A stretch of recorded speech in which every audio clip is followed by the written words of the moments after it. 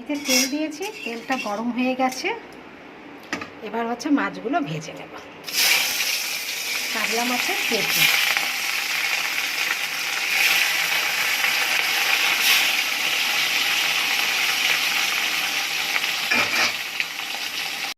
মাছ ভেজে তুলে নিয়েছি।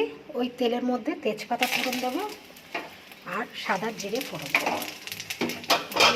এখানে পেঁপে নিয়েছি, কচু নিয়েছি আর আলু নিয়েছি, নিয়ে এর মধ্যে দিয়ে দেবো।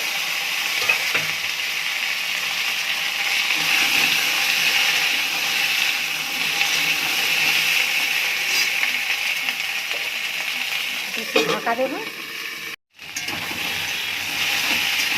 সবজিগুলো ভাজা ভাজা হয়ে গেছে। এবার টমেটো, আদা, কাঁচা লঙ্কা দিয়ে দিচ্ছি।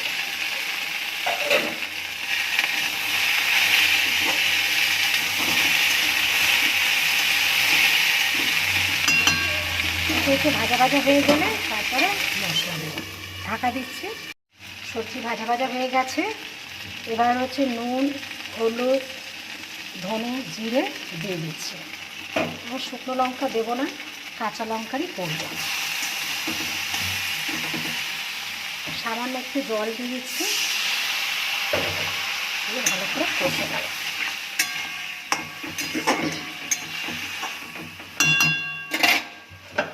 আবার ঢাকা দিচ্ছি। সবজিগুলো ভালো করে কষে গেছে, কচু একদম সেদ্ধ হয়ে গেছে। এবারে জল দিয়ে দেবো।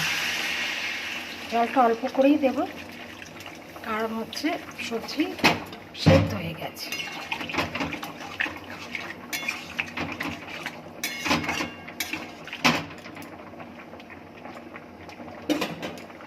আবার ঢাকা দিয়ে দেবো।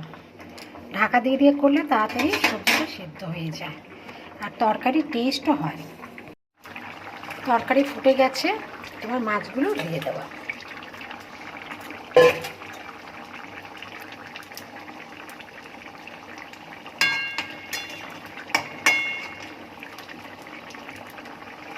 আবার একটু ঢাকা দিয়ে দেবো।